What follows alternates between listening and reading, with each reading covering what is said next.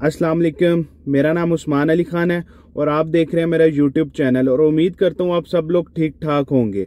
तो गाइज आज मैं आप लोगों से बात करूंगा ऐसे टॉपिक के बारे में जिसके बारे में बहुत से लोगों को कन्फ्यूजन्स हैं।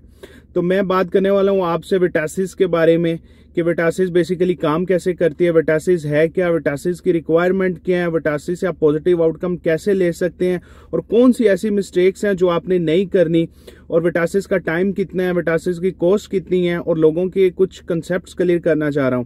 तो सबसे पहले मैं आपको बता दूं विटासिस जो है वो ऑस्ट्रेलिया की स्किल असेसमेंट करने वाली एक बॉडी है, ठीक है। और ये सब लोगों को पता है जो लोग भी ऑस्ट्रेलिया में माइग्रेट करना चाह रहे हैं कि स्किल असेसमेंट के बगैर ऑस्ट्रेलिया आपको कभी भी कंसिडर नहीं करता। तो विटासिस उनकी स्किल असेसमेंट बॉडी है जो बेसिकली 2 टाइप की स्किल असेसमेंट करती है, एक एजुकेशनल और एक प्रोफेशनल, और इसकी डिफरेंट रिक्वायरमेंट्स हैं। तो सबसे पहले मैं आपको बता दूं विटासिस में कुछ ग्रुप्स हैं। विटासिस में बहुत सारे ऑक्यूपेशन हैं, जो occupation according to department home affair की जो लिस्ट है ऑक्यूपेशन के उसके अकॉर्डिंग है, और बहुत सारे ऑक्यूपेशन है, और ये occupation group A B C D E में डिवाइड है। और इनमें बेसिक डिफरेंस क्या है, जो ग्रुप ए है उसके लिए मिनिमम बैचलर्स डिग्री रिक्वायर है with minimum 1 year experience in the last 5 year before lodging your application, ठीक है। मतलब इसका यह है कि आपके पास बैचलर डिग्री होनी चाहिए और आपके पास मिनिमम 1 साल का एक्सपीरियंस होना चाहिए लास्ट 5 ईयर्स में। इसी तरह ग्रुप बी है, ग्रुप बी में ये सेम रिक्वायरमेंट है, लेकिन अगर आपके पास डिप्लोमा है तो आप ग्रुप बी में अपनी असेसमेंट करवा सकते हैं विटासिस के अंदर। उसमें आपके 2 इयर्स मिनिमम रिक्वायरमेंट एक्सपीरियंस चाहिए आपके प्रोफेशनल। तो इसी तरह so on C D E different है। तो सबसे पहले मैं आपको बता दूं जो विटासिस है वो आपकी एजुकेशनल स्किल असेसमेंट करती है और साथ प्रोफेशनल स्किल असेसमेंट करती है।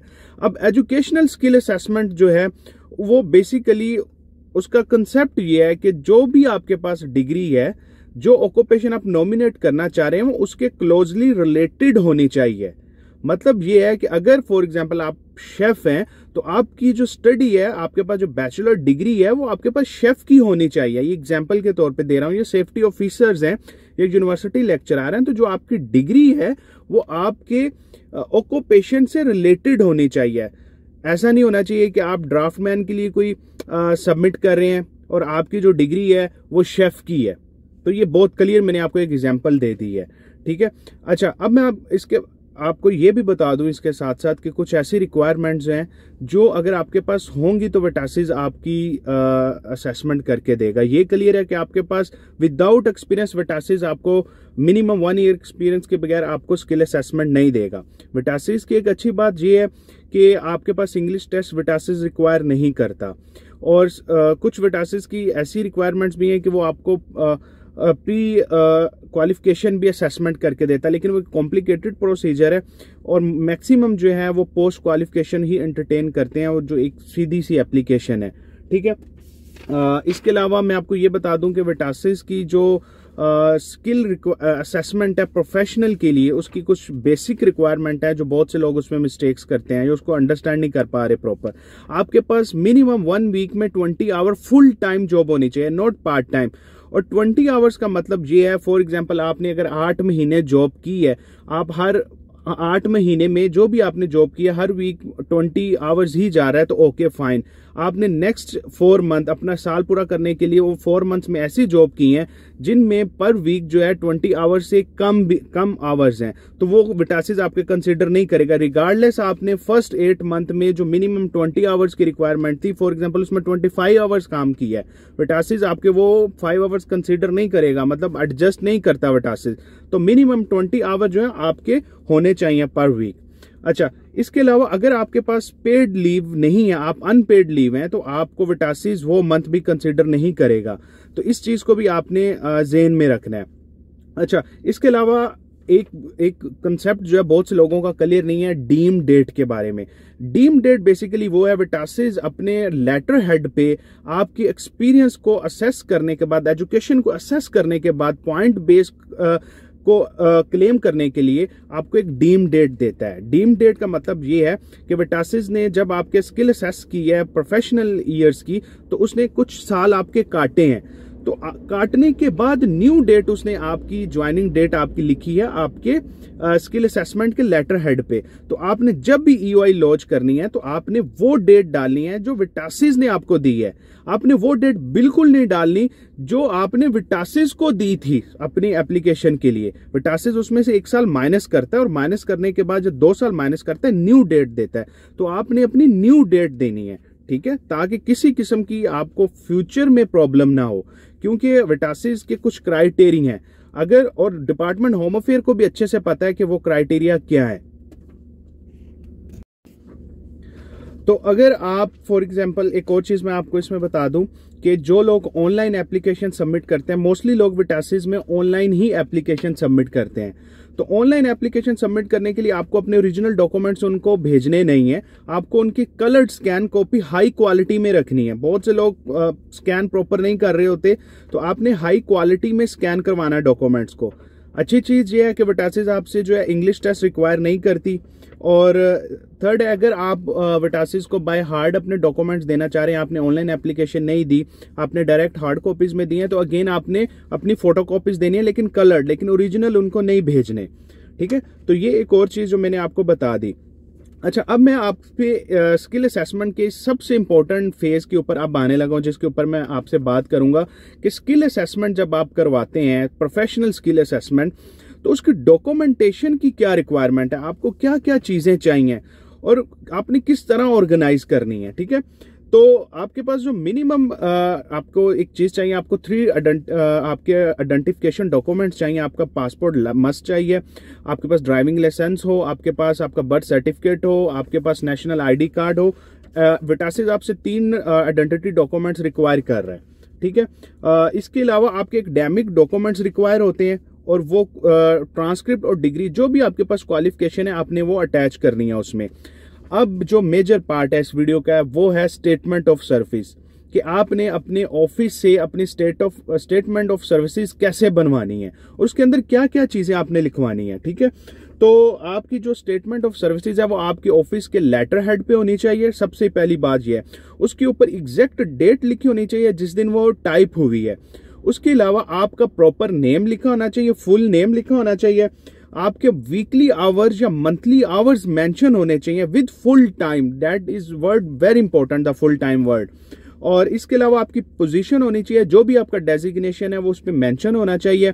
और द नेक्स्ट थिंग जो होनी चाहिए, आपकी एग्जैक्ट स्टार्ट डेट मेंशन होनी चाहिए। अगर आपने वो डेट मतलब आपने वो कंपनी छोड़ दी है तो आपका एंड ऑफ डे उस पर मेंशन होना चाहिए। इसके अलावा आपका जो जॉब डिस्क्रिप्शंस हैं वो मेंशन होना चाहिए। जॉब डिस्क्रिप्शन बहुत इंपॉर्टेंट है। जब विटासिस को आप अपनी स्किल असेसमेंट की एप्लीकेशन देते हैं तो वो आपके जो जॉब डिस्क्रिप्शंस हैं वो उनको कंप्लीटली रीड करता है और वो देखता है कि आपके एम्प्लॉयर ने आपको जॉब डिस्क्रिप्शन क्या लिख के दी है।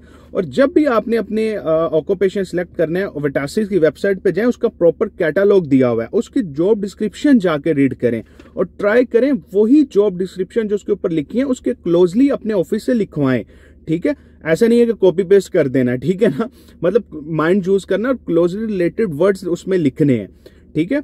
और अच्छा, अब ये तो आपकी स्टेटमेंट ऑफ सर्विसेज है जो सबसे इंपॉर्टेंट डॉक्यूमेंट है इस चीज में, लेकिन विटासिस आपसे स्टेटमेंट ऑफ सर्विसेज पे ही एग्री नहीं होगा। वो आपको बोलेगा हमें आप अपने कॉन्ट्रैक्ट लेटर दें, आप हमें अपनी एविडेंस दें कि आप वाकई वहां पे जॉब करें। और उसका सबसे बेस्ट एविडेंस जो है आपकी सैलरी स्लिप्स हैं। अब सैलरी स्लिप्स फॉर एग्जांपल आप 5 साल से काम कर रहे हैं तो आप कोशिश करें एक स्टार्ट की सैलरी स्लिप ले लें, एक एंड की ले लें और एक मिड से ले लें, जो कि गुड है।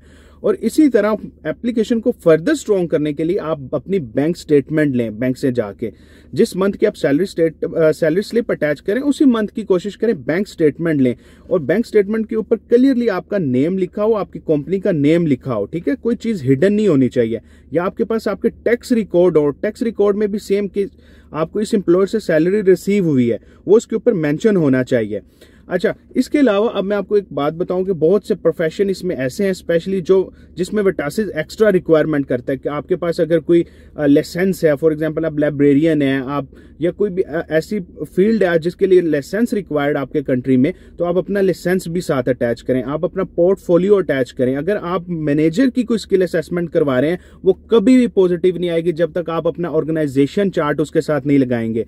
इसी तरह अगर किसी किस्म का आपने रिसर्च किया हुआ है तो उसका आपको विटासिस की ही वेबसाइट से रिसर्च का एक फॉर्मेट मिल जाएगा। आपने उसमें अपना रिसर्च मेंशन करना है और आपने लिखना है। इसके अलावा उसमें आपकी पब्लिकेशंस की इंफॉर्मेशन होगी, और अगर आपके पास कोई सर्टिफिकेट है, प्रोफेशनल डेवलपमेंट के कोई सर्टिफिकेट्स हैं, तो वो अटैच करें ताकि आपकी एप्लीकेशन के ऊपर बहुत अच्छा इम्पैक्ट पड़े।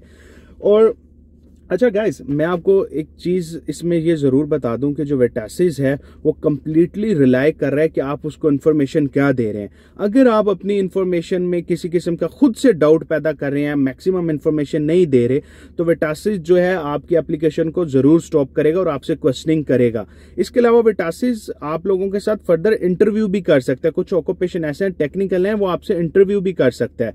तो आपने इस चीज का बहुत ज्यादा ख्याल रखना है कि आप अपनी डॉक्यूमेंटेशन जो है मैक्सिमम प्रोवाइड करें। और विटासिस की वेबसाइट पे जाके ये सारे चीजें उस पर पड़ी हैं। अच्छा, एक और चीज है मैं आपको बता दूं कि कुछ लोग होते हैं, उनका एम्प्लॉयर उनको एफिडेविट नहीं, जॉब डिस्क्रिप्शन नहीं दे रहे होते। तो उस सिनेरियो में क्या है कि विटासिस की वेबसाइट पे एफिडेविट का फॉर्मेट पड़ा हुआ है। आपने उस एफिडेविट को लेना है, ठीक है, और उस एफिडेविट में जॉब डिस्क्रिप्शन लिखना है। लेकिन ये एफिडेविट तब ही वैलिड होगा आपने ये सारी documentation, bank statement, salary slip, ये सारी चीजें, कॉन्ट्रैक्ट लेटर लगाई होंगी, तो तब ही ये वैलिड होगा एफिडेविट। और इसके अलावा गाइज, अगर आपको ये मेरी वीडियो अच्छी लगे तो kindly do subscribe my channel and share my video with your friend so the other people can get the right information. और ये विटासिस एक ऐसा डीप टॉपिक है, इसके ऊपर आप जितनी भी डिस्कशन करें आप कभी भी इसको फुल नहीं कर सकते। तो अगर आपके कुछ क्वेश्चन आपके ज़हन में हो, आप मुझे कमेंट्स में मेंशन करें, सजेस्ट करें, मैं आप लोगों के लिए न्यू वीडियो बना दूंगा ताकि आप लोगों को प्रॉब्लम ना हो। तो I hope so you guys like my video. Very soon I will see you in my next video guys. Okay, bye bye, अल्लाह हाफिज।